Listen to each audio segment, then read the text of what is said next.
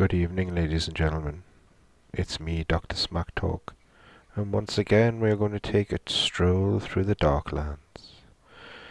Get your cup of tea ready, sit back, relax, as we today discuss the mysterious case of the Todmorden UFO. Do you believe in little green men and flying saucers? No matter if you do or do not, but there is no doubt mysterious objects have been seen in the skies all around the world for hundreds of years. It's what they actually are, military aircraft or aliens, that causes the debate. If you're interested in UFO sightings, chances are that you've heard of Todmorden, a small English market town that shot to fame in the 1980s for just this reason.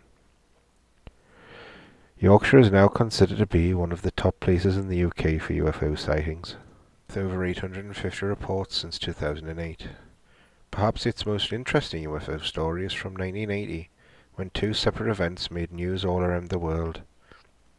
It all started in the West Yorkshire town of Tingley in June, when 56-year-old miner Zigmund Adamski went missing from his home. He left the house on June 6th to walk to the local shop, and was never seen alive again.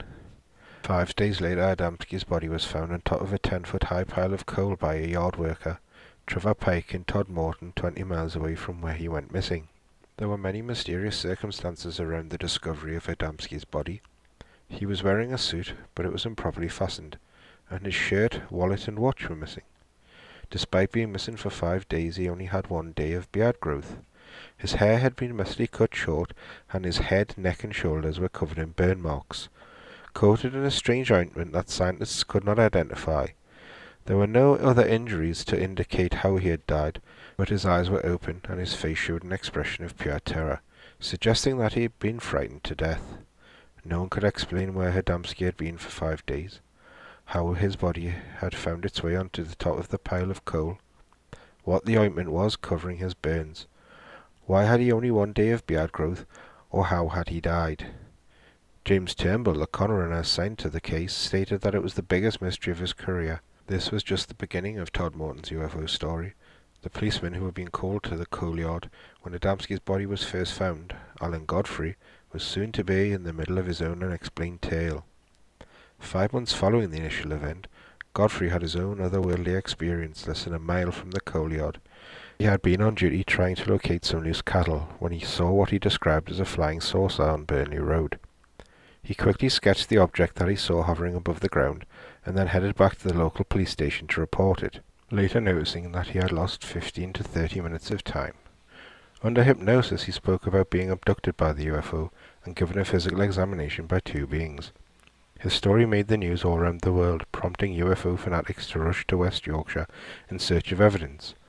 The 2 stories were commemorated 3 years later when UFO writer Jenny Randalls penned The Pennine UFO Mystery, discussing the 2 linked cases. Since then, there have been many more reports of strange lights in the skies over Todmorden and the surrounding moors. Other famous UFO sightings in Yorkshire include objects spotted in the sky over Rothwell, a triangular craft glowing green over Holmfirth, and one of the most famous cases in the past couple of years when an object could be seen over the Ribblehead Viaduct for several hours.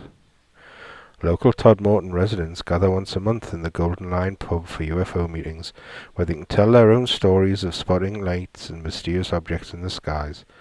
Although the abductions in 1980 remain the most famous sightings, Todmorden and the rest of West Yorkshire still seem to be a hotbed for unidentified activity in the skies. Thank you, ladies and gentlemen, for listening to tonight's episode of Tales from the Darklands. I hope you've enjoyed the tale, enjoyed your cup of tea, and will join us next time as we stroll through the Darklands. Good night.